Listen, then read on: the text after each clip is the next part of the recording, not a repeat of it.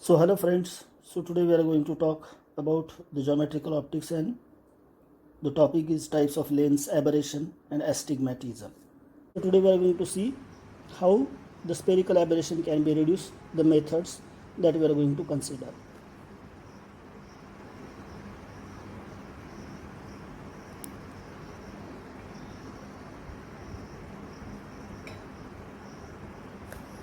So see here it is, methods for reduction of spherical aberration.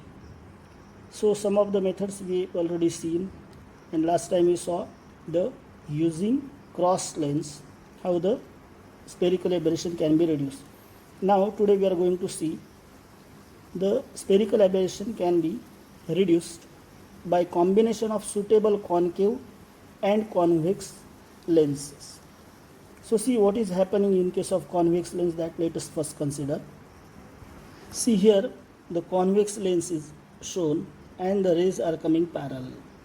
So the blue rays are paraxial, which are close to the optical axis and parallel, and the other rays are marginal rays.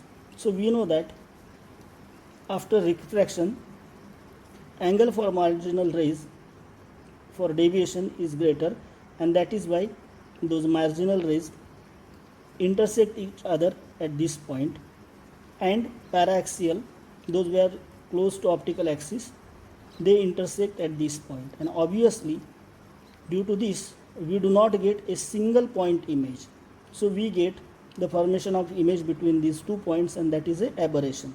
So here we observe this is focal point for marginal rays and this is focal point for paraxial rays. The distance we can observe. Now when we use concave lens, using convex lens, first note that this chromatic aberration is called as a positive axial chromatic aberration. Now what happens in case of concave lens? See here in this case we get the same thing. These are the marginal rays and these are paraxial rays, and due to these marginal rays we know that image is virtual and which is formed to the object side, object space. So here we get the point image due to marginal rays, and here we get point image due to paraxial rays. So that is FP and FM. So here the concave lens, in case of concave lens, axial chromatic aberration is negative. Now using suitable combination of this convex lens and concave lens, we can minimize the spherical aberration. So how it can be done? See here you observe that there the convex lens is taken, and along with that a concave lens is taken. Now we know that this is a convex lens. For convex it is a positive coaxial aberration, and in case of concave lens it is negative.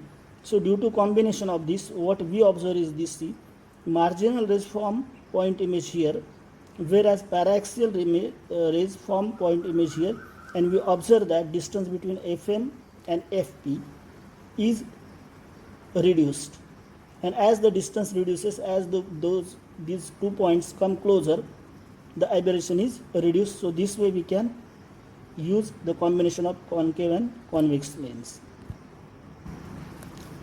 Another technique for reducing spherical aberration, that by using 2 plano-convex lenses. So here see, this is a plano-convex lens. One side is plane and another is curved surface. So here for first side, plane side, radius of curvature is infinite. So here when we place 2 plano-convex lens coaxially, and the ray is emerging from the object which is parallel to optical axis. So due to presence of first lens, instead of going straight, it refracts and reach to this point, and through that means it reaches to point F1. That means actually in absence of L2, image is formed at F1. Okay, so here we have lens L1 and L2 having focal length F1 and F2, and the distance of separation between these 2 lenses is x.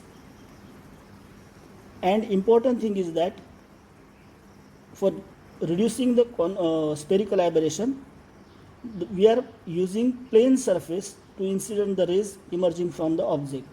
So convex surface facing incident rays. So here, when due to first lens a ray is deviated, so angle of deviation is delta 1, and in absence of L2, image is formed at f1. But when we have two lens system, so due to this second lens, when this ray reaches L2, again it refracted and deviation is produced. So instead of going to f1, it intersect optical axis at point F, and the image form is at F. So from this path, from A to F1 path, actually deviation is delta 2. So here we have got total deviation delta 1 plus delta 2. The delta 1 is due to lens L1 and delta 2 is due to lens L2. So now to reduce the spherical aberration, there it is a condition. So condition for minimum aberration is that if delta 1, if we choose a system such that the focal length and distance of separation is adjusted such that delta 1 is equal to delta 2. So that is a condition for minimum spherical aberration. Now we know that delta 1 is angle, that is Q A to say F1, and say here point B is there, so QAB is that. So here it is, we can say BAQ is F delta 1. Similarly, delta 2 is equal to FBF1. So here it is FBF1, this is delta 2. And condition we have already considered, delta 1 is equal to delta 2, that means this must be equal to this. Or delta 1 is equal to delta 2 is equal to delta. Now here angle BAQ is equal to angle BF1F. So see, angle BAQ is equal to angle BF1F. So as these are opposite angle, so remember that this is delta 1. So obviously BF1F is also delta 1. This angle is also delta 1. But now we are considering this angle is delta 1 and this angle is delta 2. So, and our condition is delta 1. If delta 1 is equal to delta 2, that means these two angles, this and this angle, these two angles are same. So obviously, so distance from this point to this point and this point to this point is same, and therefore equating equation 1 and 2, we get angle FBF1, angle FBF1 is equal to angle BF1F, that is BF1F. That means this delta 2 and this delta 1, they are equal, and that is equal to now delta, because of we have considered delta 1 is equal to delta 2 is equal to delta. Now here BF, this distance BF is equal to FF1. As delta 1 is equal to delta 2, that means we can say that BF is equal to FF1, but BF is approximately equal to O to F. Remember that though we see that in figure this distance seems to be larger, but remember that we are considering very thin lens and in which the distance is very negligible. So we can say that BF is equal to FF1. That is equation 3. So we have got these three equations. But BF is approximately equal to O to F. So we already saw that BF is equal to O to F. Therefore, O to F, this distance O to F is equal to FF1. So this is what. Or we can say O to F, this O to F is half of the O to F1, as we are considering this and these are equal. That means this is half of O to F1. So in figure, we can see that here it is O1 F1 is actually focal length of lens L1, so that is F1. O1 O2, that is the distance of separation X, and O2 F2, this O2 F2 is equal to this total length F1 minus, this f1 minus x. So O to f is equal to 1/2 of f1 minus x. So here it is f1, this is x, and we know that O2 is half of this, that is f1 minus x, 1/2 of f1 minus x. Now for L2, this L2, point f2 is treated as a virtual object.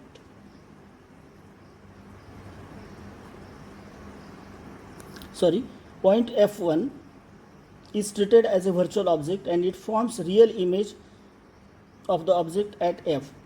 So as this ray is actually going to form f1, but it doesn't reach here, and this object, this image seems as an object for this L2, and actual image is formed at point f. So therefore for lens L2, object distance is u is equal to O to f1.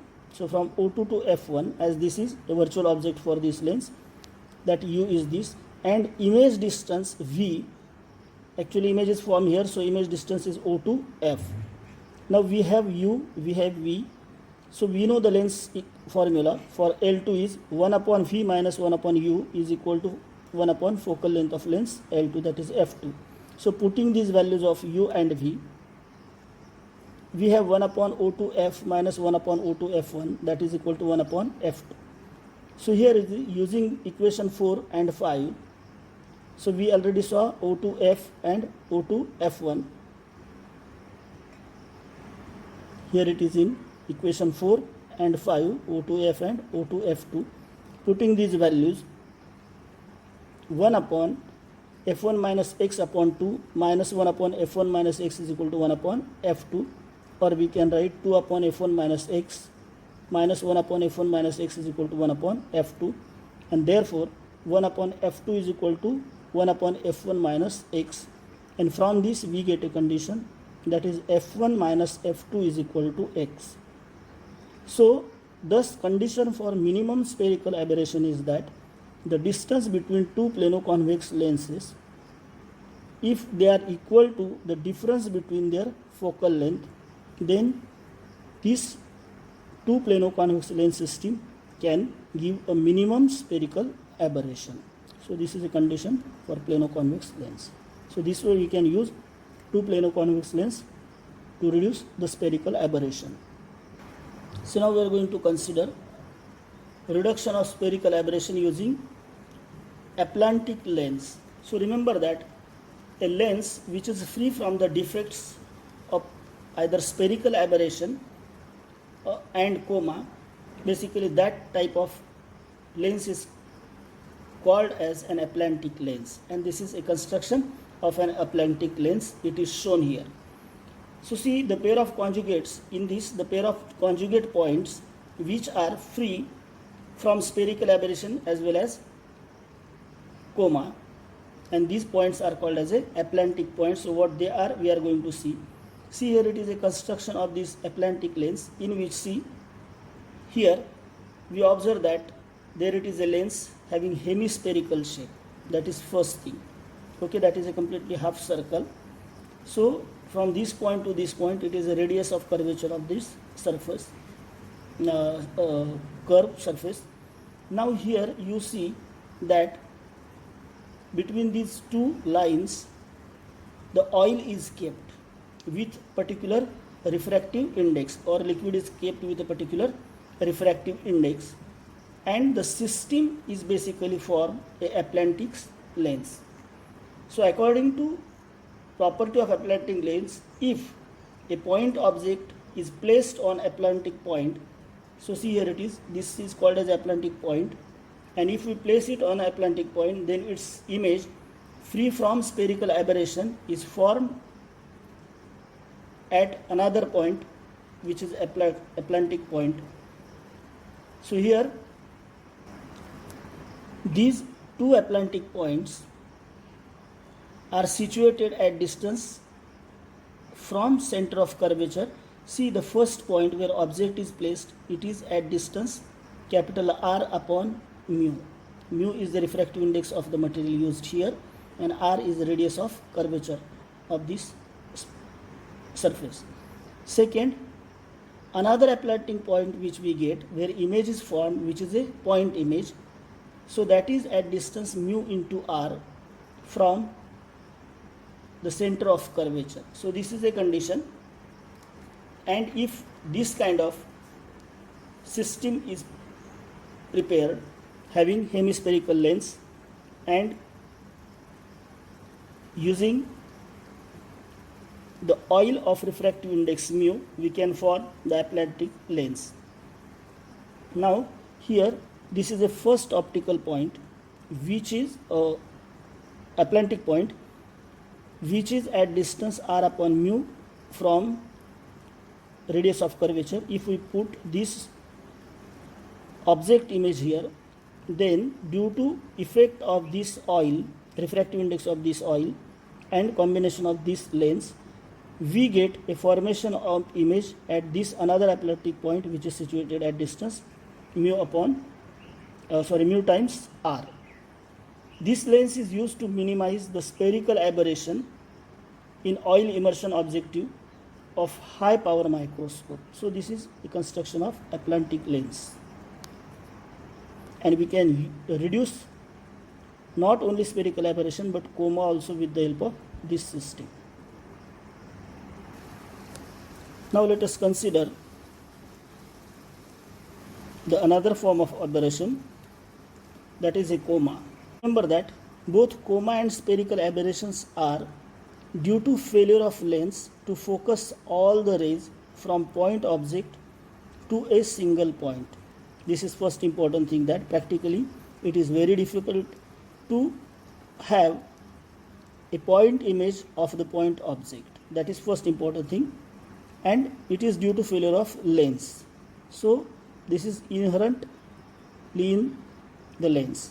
Second, in spherical aberration, the image of object is situated on the optical axis and is in the form of circle of varying diameter along the axis. See, here it is. When we talk about lens system, this is an optical axis, and when object is placed here, we get a formation of image on the optical axis itself. Okay, either it is a point image, and if defect is there, it forms in the form of circle of varying diameter along the axis. Now in case of coma, the image of point object is situated off the axis. This is first condition, that image of the object is not on the optical axis, it is away from the optical axis. That is important thing. As axis as is a common shape, and the shape is not circle but its shape is somewhat like the comet. It appears as if it is a comet shape, so it is called as a coma. So here coma, if the point object is situated off the principal axis. So here now the point object is situated off the principal axis. That is one important thing, and the formation of image is also off the axis, not it is on the axis. So if the point object is situated off the principal axis, forms a comet like image, this defect in image is called as a coma. So note down that the object is situated off the axis, and it is basically it is considered that the rays which are coming out are almost parallel. So in that case we get a defect coma. So see, reduction of chromatic aberration or reduction of coma. See actually how the coma is formed, that let us consider. See, suppose this is an object which is off the axis, that is object AB. Now we can see here the rays, light rays are emerging and incidenting on the lens. So here this ray is parallel to optical axis, but you can see that the dotted line shows that the ray passing through optical center, and here it is remaining rays are shown and they are making particular angle, and they are refracting. So here it is a pair shown by blue arrow, another zone is shown by the magenta color, and third zone is shown by another yellow color. So this way, when you can see that this ray and this ray, when refracted both, they intersect at point R and form the image. That is first here. So here it is, let us consider focal point. It is far away from this point. So the next zone, the image is formed at this point. Okay, so here it is closer to this. Then the third pair forms the image at focus. So now you can observe that images are formed at different points.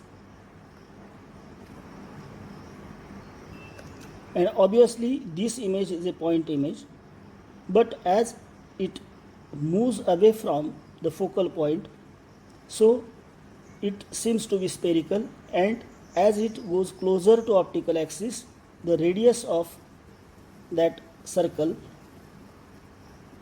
gets enlarged. That is what, and point image is away from the optical axis, far away from the optical axis, so that you should remember. So now this shape appears as a comet like image, so this aberration is called as a coma. Now this can be, see, chromatic aberration is due to variation in lateral magnification. It can be reduced by, first, by suitable choice of radii of curvature of the lens. So first important thing is that if a proper radius of curvature is taken, then it can be reduced. That is first thing. So for example, for an object placed at infinite distance, suppose object is at infinity, then chromatic aberration can be minimized by using a lens of refractive index 1.5 and ratio of R1 to R2, radius of curvature of both the surface, is equal to minus 1/9. If this condition is met, then we can minimize the chromatic aberration. Second thing is that we can see that, so here we get a big circle, okay, and large deviation in the image due to this point, and these are because of marginal points. So if we use stop, that means if we cut these rays, then there will be reduction in a coma. So using stop or diaphragm at proper position, we can reduce the coma. Then third important thing is that, third condition, that using Abbe's sign condition, the coma can be reduced. So what is that? See, coma can be eliminated if each zone of the lens satisfies the Abbe's sign condition. See, I have already shown that this ray and this ray, which are shown by black arrows, that is a one zone, this is another zone, and this is third zone. So if all the zones satisfy Abbe's condition, that is mu1 y1 sin theta is equal to mu2 y2 sin theta 2. So where mu1 is refractive index of the material, y1 is height of the object, and theta 1 slope angle of the incident ray. So at which angle it incident on the surface of lens, that is a theta 1. Similarly, mu2 is refractive index and y2 is size of image. So see, mu1 is y1 is height of object and y2 is size or height of image, and theta 2 is slope angle of emergent rays. So if they are equal, then we can minimize the coma. So obviously lateral magnification of image is equal to y2 minus y1, that is height of image divided by height of object, and the condition is mu1 sin theta 1 upon mu2 sin theta 2. From this equation we can have y2 upon y1 is equal to mu1 sin theta 1 upon mu2 sin theta 2. If lateral magnification y2 upon y1 is same for all rays in all zones, irrespective of slope angle theta 1, theta 2, so whatever the different zones are making different angle, but if lateral magnification ratio is same, then the coma can be eliminated. So that means mu1 upon mu2 ratio, here it is mu, say theta 1 and theta 2 are same, means mu1 and mu2 must be constant in order to get the ratio y2 upon y1. So this way coma can be reduced. So now let us consider another defect in formation of image, and that is basically astigmatism. Okay, so that we are going to see, and let us try to understand what it is. See, astigmatism is that when point object is situated far off the principal axis. See, remember this word is very important, that is far off the principal axis. In case of comma, we said that the point object is off the axis, but here it is a far off. That is why I said when it is just off the axis, rays can be incident almost parallelly on the lens. But if the point is far off the principal axis, the rays are actually diverging, and the diverging rays incident on the lens. That is most important thing to understand. Then if the point object is situated far off the principal axis, then its image consists of two mutually perpendicular lines separated by a finite distance and lying in perpendicular plane. So how the image formation is taking place, remember that image consists of two mutually perpendicular lines. So if one line is vertical, okay, then another one will be horizontal. So image formation will be vertical and horizontal. How exactly it is going to happen, that we are going to see. A finite distance and lying in perpendicular plane. So this defect is called as a astigmatism. So let us see. Let us consider this is a lens initially, and we are talking about astigmatism. Now here we see that this is optical axis, and now object is going to be placed at far off from the optical axis. So here we see that, first understand, when this is an optical axis, so this is a vertical axis and this is a horizontal axis. Remember that all these three, that means optical axis, this vertical and this horizontal, these are mutually perpendicular to each other. That understand, because of in order to understand the figure and ray diagram, it is important. So these three are mutually perpendicular. Now here you see that these are the points shown on vertical plane. So vertical points I have shown here, and here at center only I have drawn, but remember that there are parallelly several vertical points are there. So these are the vertical points, okay, of the lens. And second, if points are placed on these, they are horizontal. So that means these points and these points are in perpendicular plane, that you understand. So these are horizontal points. So remember that these and these are making angle of 90 degree.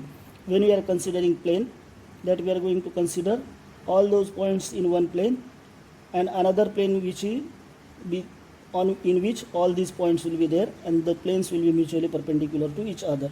That is first concept. Now here we see that this is a lens. Now here this is vertical point, these are vertical points, and this is a horizontal line only I have shown. Here it is, and this is an optical axis. So here now we are considering a point object which is situated far off the optical axis. So now what is happening, see here it is. So let us consider a light ray, one light ray passes through the optical center of the lens. So remember that as object is far off from the optical axis, so image is not going to form on an optical axis. So if this is to the left side, image will be formed to the opposite side, that you remember. Now see here we are considering only refraction due to vertical points. Let us consider for understanding. So I have shown that this ray is actually incidenting at this point. Similarly, it refracts. Now it refracts. Now the same way, another point we are going to consider in which the light is incident and the ray gets refract, and finally they meet at this point. Okay, so remember that we are considering only vertical points, not horizontal points. So due to these vertical points, we get refraction and the image is formed, a sharp point image is formed here. Now let us try to understand. Suppose another pair of rays incidenting on this and this point. So surely it will not meet here. It will meet somewhere here. Okay. So this is a point image, but as it will move, the image will not be a point object because of due to defects, the point will be different. Okay. Now here I've shown this is an optical axis, these are vertical points and these are horizontal points, and this is point object. So here due to this vertical point, the refraction is taking place. Here due to this point again refraction is taking place and we get the point here. Actually we also need to see what is happening about this horizontal. These are perpendicular to each other and they contain a plane which we are going to see. Now here the another ray which is shown by blue color is actually incidenting on the points which are on horizontal axis to the extreme left, and it refracts. Similarly another point to the extreme right and it refracts, and they also intersect here. So now you can understand, due to vertical points we get a formation of image at this point which is a point image. Okay, and due to horizontal points we get formation of image at this point. So this is that image due to horizontal rays, and these are the points due to these vertical rays. So now here also we get point image and here also we get point image. Okay, so between these points we do not get the point image. So here what is happening?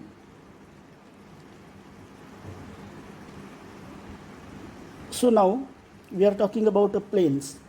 See, we are going to consider a plane which is, there are two types plane, one is sagittal plane and one is tangential plane. So the plane in which this object and all these vertical points and its image point all are lying in the same plane, that is basically associated with the tangential plane. So that we are going to see. So this is plane which I have shown. So here it is optical axis. So this is an object and this is the ray which is passing through optical center. So this is optical axis. Now the plane is forming such that this point, and it will pass through the optical axis, and all those vertical points and image points will be on this axis.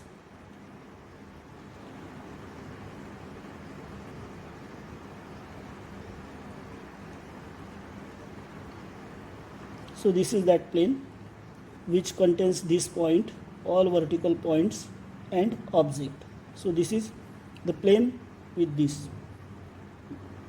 Another plane which we are going to consider, sagittal plane. So here it is sagittal plane. Now here you can see that these are the horizontal points. Now here an object, this is a ray passing through optical center. So this is a horizontal plane. So see, this is a point, the ray is incidenting on these horizontal points. Similarly, after refraction they form image. So image is formed at this point. So this is the plane on which this point, all horizontal points and these image points are there. So that is a horizontal plane. So now, this is a tangential plane, and which contains the object as well as the symmetry axis. So they fall in tangential plane. This one is sagittal plane, which is perpendicular to tangential plane. So when this ray, they are having on 2 points which are in sagittal plane, after refraction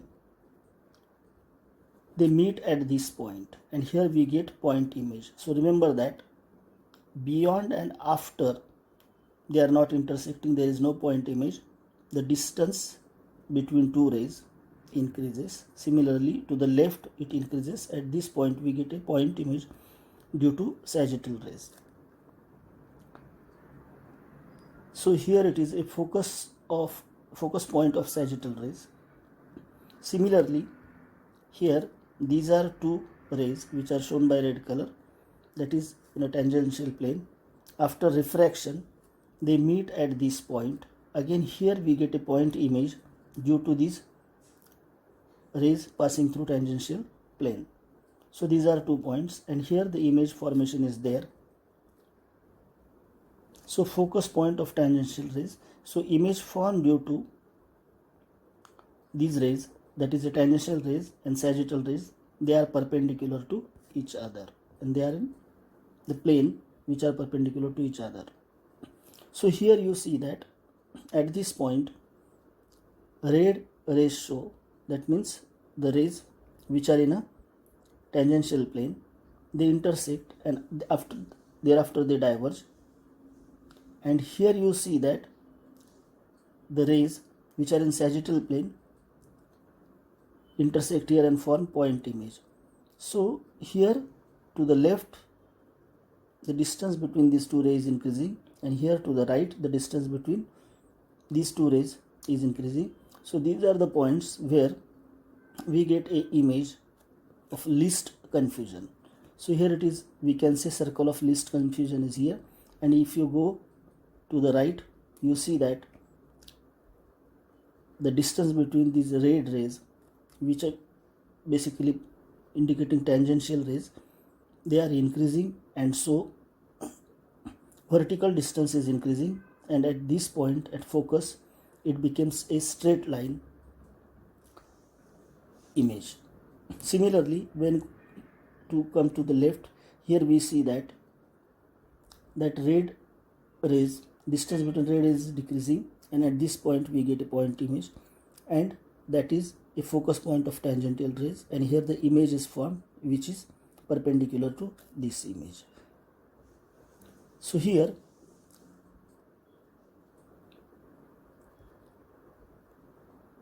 this is one plane, see, which is shown in a white color, and this is another plane. So these two planes are perpendicular to each other, that remember. So there it is a tangential plane, and this is sagittal plane. You can understand the concept clearly in the diagram. See, this is point object. Now we are going to consider different points. See, here it is 1, 2, 3, 4. Remember that this and this point are lying in a vertical plane. This and this pair lies on horizontal plane. So here it is one pair, another pair for horizontal. This is for first for vertical and another for vertical. So here point A, B, C, D. So AD is forming a vertical plane, but AB is forming horizontal. Similarly, BC is forming vertical and DC is forming horizontal. So now when this ray reaches point A and B, now remember these are 2 points which are horizontal, in horizontal plane, so they refract. So after refraction they meet at this point. Okay, so similarly these two which are on horizontal plane DC, they refract and meet at this point. So whatever we have considered, these are the extreme points. All those points which are vertically are between A and D and B and C. So obviously several points we shall get between this point and this point, several points due to the points which are available between B and C and A and D.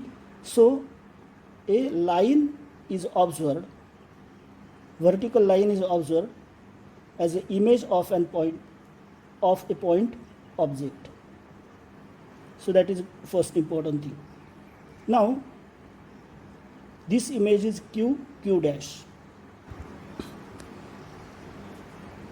So here we have got Q and Q dash. And now see, when we consider vertical, that is the ray of point A and point D. So see, the ray which is traveling in this direction and the ray which is traveling in this direction, they intersect at this point. Similarly, the ray B is traveling in this direction, but corresponding vertical point C, a ray from point C is traveling in this direction, they meet here. So horizontal image is formed between these 2 points. So now you can understand. So in case of astigmatism, point objects are far away from the optical axis. The rays which are incidenting, they are not parallel, they are diverging, and that is why formation of image is taking place, which forms one vertical image and another one is horizontal image. So these are mutually perpendicular to each other.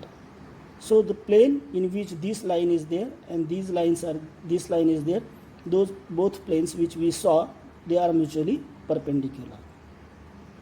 So this is image P, P dash, and this is Q, Q dash. So this image is called as a sagittal image, and this image is called as a tangential image. So how to reduce astigmatism? See, similar as we know that placing a stop arrangement to cut off marginal rays.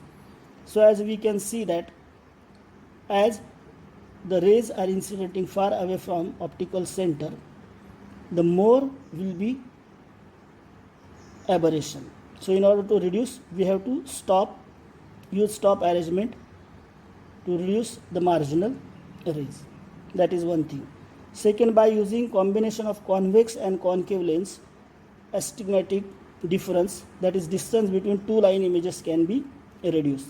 So if you use a combination of convex and concave lens, then this distance between sagittal image and tangential image can be reduced, and as they are coming closer, remember that our main aim is that the point object should give the point image.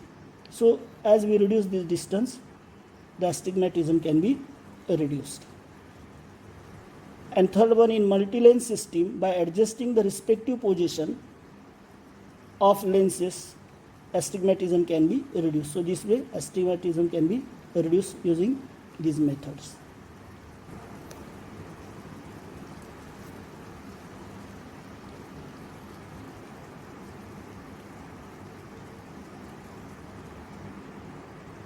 So now we are going to talk about curvature of field. See, if an extended object, so far we were considering a point object, but now we are going to consider the object is extended. So object is from this point to this point. This is a extended object in the form of plane surface is placed in front of the lens. Here it is. Then its image will not be a flat. In fact, we need to have an image which must be inverted. Okay, but here you observe that instead of we are getting the image which is a straight line or flat image, we get a curve. So its image will not be flat but will be curved surface. This defect of image is called as a curvature of field.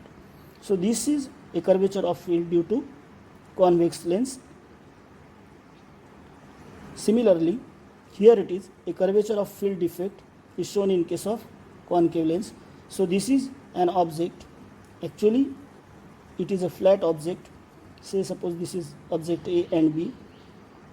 So when rays passes through concave lens, here we know that the rays diverges and the image which is observed is actually,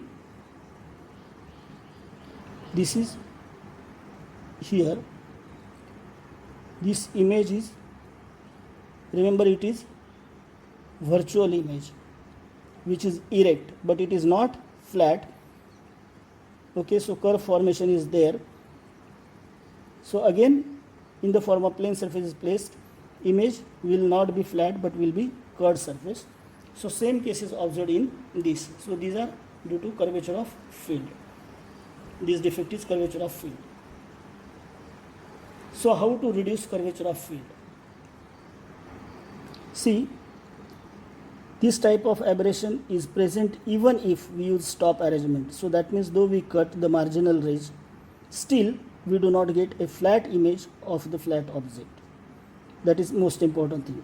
Now for thin lens, the curvature of final image is actually given by a formula, that is 1 upon r is equal to 1 upon mu f. So we know that it is refractive index, focal length of the lens, and r is radius of curvature. So for system of the thin lenses, the curvature of final image is theoretically given by, suppose there are number of lenses, and what will be the curvature of final image, that can be given by 1 upon r, that is a curvature, that is equal to 1 upon mu 1, that is refractive index, f1 of focal length of lens 1, and so on up to fm1, depends on the number of lenses used. So in short, the final image, curvature of final image 1 upon r, that is summation of 1 upon mu n fn. And now for image to be flat, r must be infinite. So in order to have a flat image, there should not be a curve, and for that the radius of curvature must be infinite. So that is 1 upon infinite, that is equal to 0. So obviously this ratio must be equal to 0. So therefore in two lens system, 1 upon mu 1 f1 plus 1 upon mu 2 f2 must be equal to 0. Now this is a condition, and the condition is known as Pett-Paul's condition for no curvature in the image. So since refractive index is always positive, that we know, if f1 and f2 are of opposite sign, so it is possible, we know that focal length of convex lens is positive and concave lens is negative. Then if we use the combination of convex and concave lens, then this kind of aberration can be reduced. So this is what reduction of curvature of field. Okay friends, then next time we will start distortion. Okay, thank you very much. Bye.